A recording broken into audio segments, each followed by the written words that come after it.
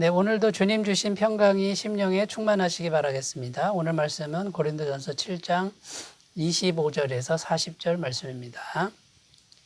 처녀에 대하여는 내가 주께 받은 계명이 없으되 주의 자비하심을 받아서 충성스러운 자가 된 내가 의견을 말하노니 내 생각에는 이것이 좋으니 곧 임박한 환난으로 말미암아 사람이 그냥 지내는 것이 좋으니라. 내가 아내에게 매였느냐 노이기를 구하지 말며 아내에게서 노였느냐 아내를 구하지 말라. 그러나 장가가도 죄짓는 것이 아니요 처녀가 시집가도 죄짓는 것이 아니로되 이런 이들은 육신의 고난이 있으리니 나는 너희를 아끼노라.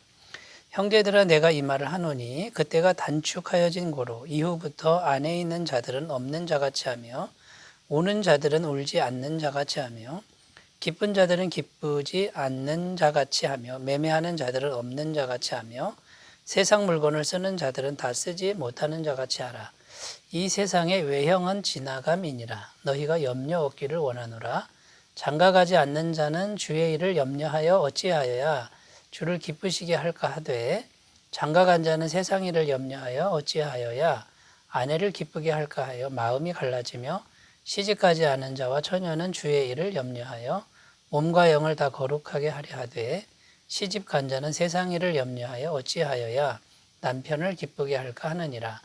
내가 이것을 말하면 너희의 유익을 위함이요 너희에게 올무를 놓으려 함이 아니니 오직 너희로 하여금 이치에 합당하게 하여 흐트러짐이 없이 주를 섬기게 하려 함이라.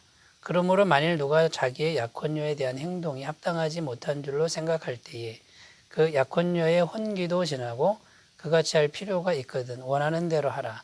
그것은 죄 짓는 것이 아니니 그들로 결혼하게 하라. 그러나 그가 마음을 정하고 또 부득이한 일도 없고 자기 뜻대로 할 권리가 있어서 그 약혼녀를 그대로 두기로 하여도 잘하는 것이니라. 그러므로 결혼하는 자도 잘하거니와 결혼하지 아니하는 자는 더 잘하는 것이니라. 아내는 그 남편이 살아있는 동안에 매여 있다가 남편이 죽으면 자유로워 자기 뜻대로 시집갈 것이나 주 안에서만 할 것이니라. 그러나 내 뜻에는 그냥 지내는 것이 더욱 복이 있으리로다. 나도 또한 하나님의 영을 받은 줄로 생각하노라. 아멘. 결혼에 대한 권면의 말씀을 계속해서 주고 계십니다.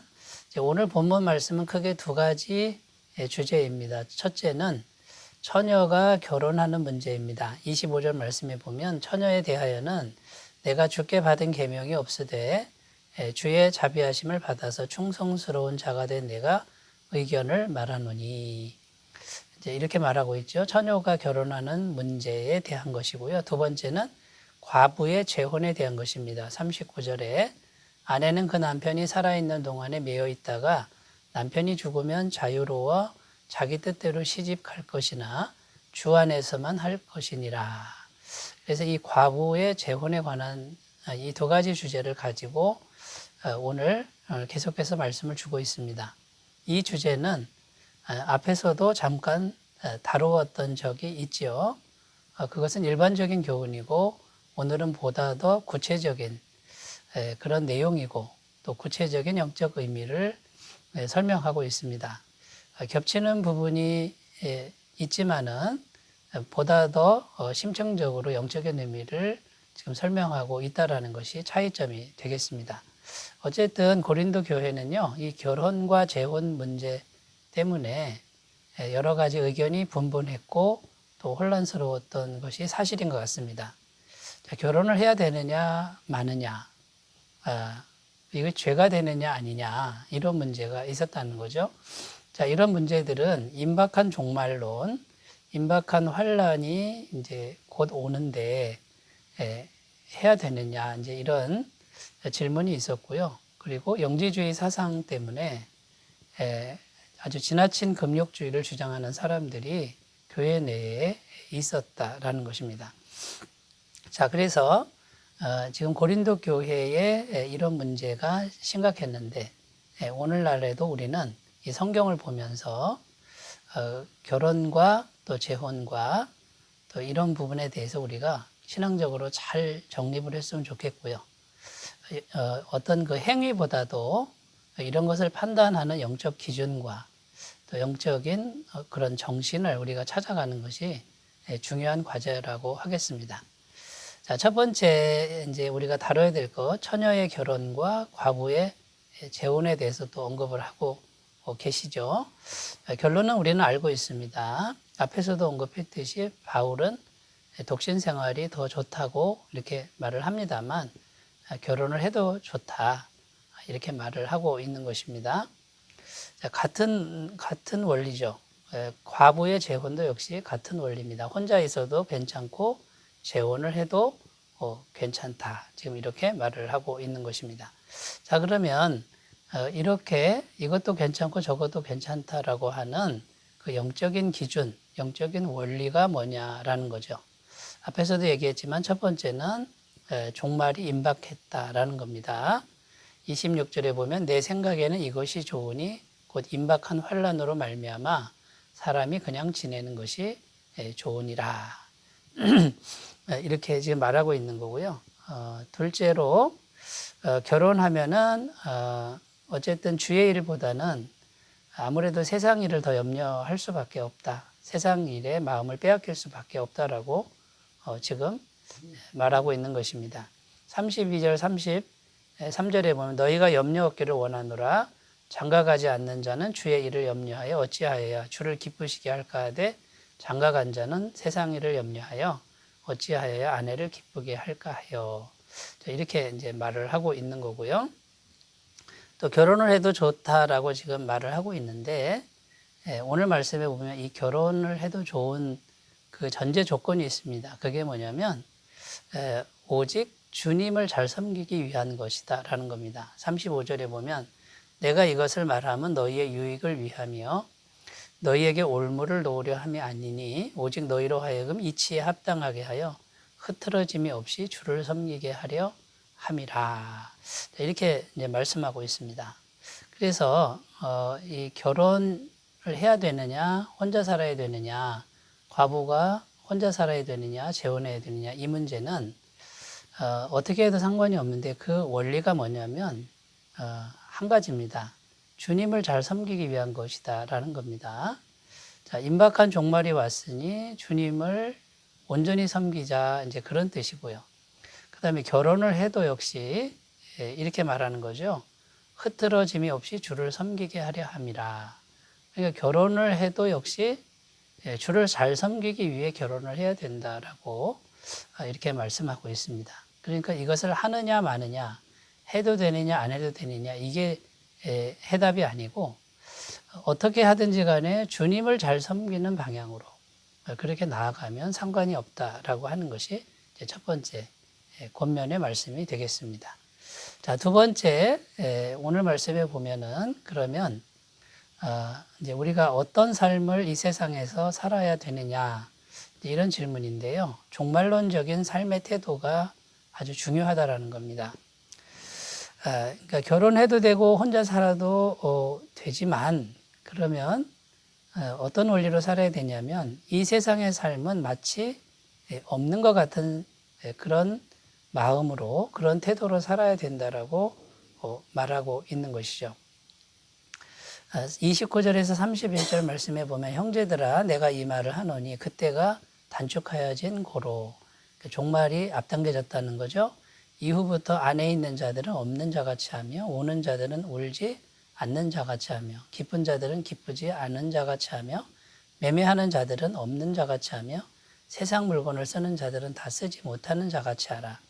이 세상의 외형은 지나감이니라. 이렇게 말씀하고 있습니다. 자, 이제 결혼이냐 아니냐, 재혼이냐 아니냐 이것은 이미 해답이 나왔습니다. 해도 되고 안 해도 됩니다. 그러나 해도 되고 안 해도 되지만 어떤 삶을 살아야 됩니까? 이 세상에 있는 어떤 것이든지 없는 것처럼 생각하고 살아라는 겁니다.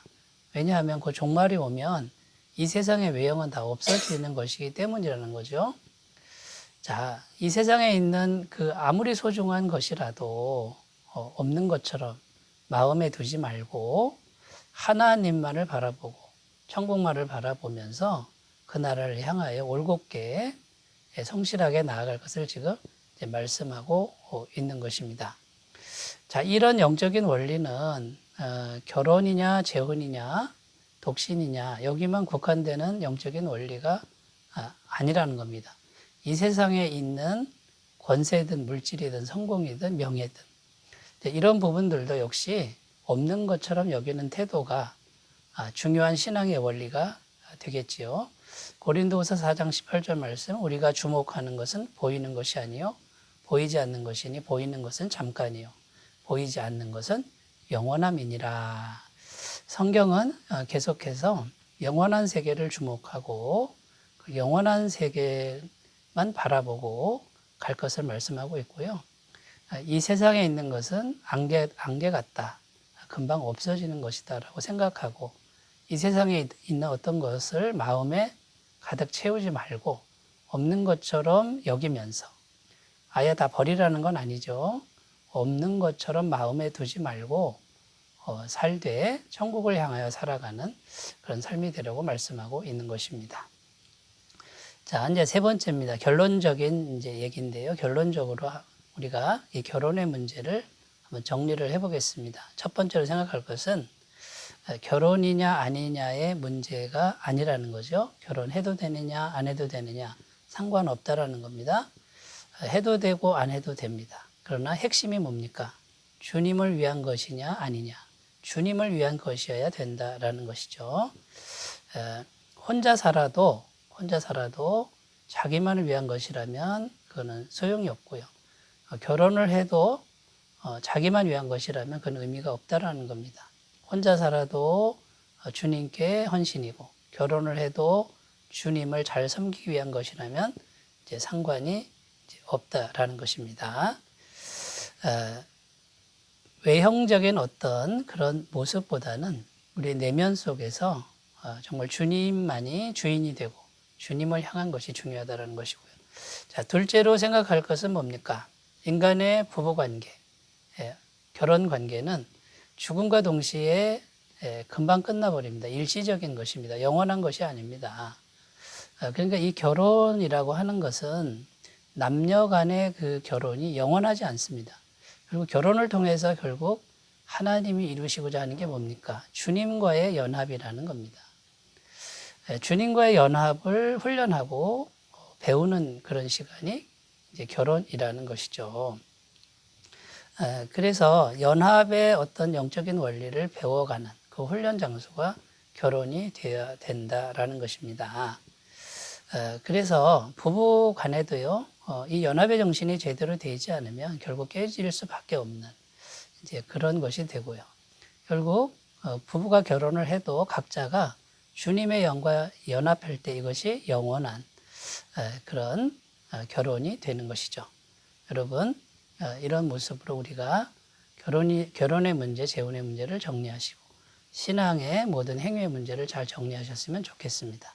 기도하겠습니다. 하나님 아버지, 결혼이냐 아니냐, 독신이냐 아니냐를 하나님 우리가 내려놓고 자유하게 하시고 오직 주님을 위한 것, 영원한 나라를 위한 연합으로 나아갈 수 있도록 도와주옵소서. 예수님의 이름으로 기도드립니다. 아멘. 주님의 은혜가 충만하시기 바라겠습니다. 감사합니다.